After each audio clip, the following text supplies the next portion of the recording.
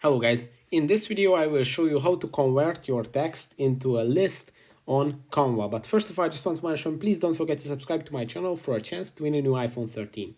So let's jump into it. First open Canva, then open a project that you are working on.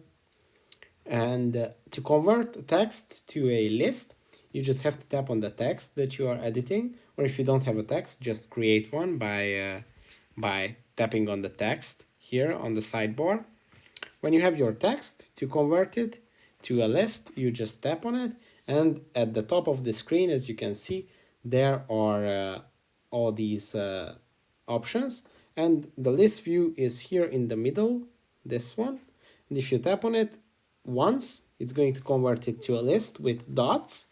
If you tap on it twice, it's going to convert it to a numbered list. As you can see now, all the elements on the list will receive a number. And when you tap on your list and start typing, and when you hit enter, it's going to give the list a new number automatically.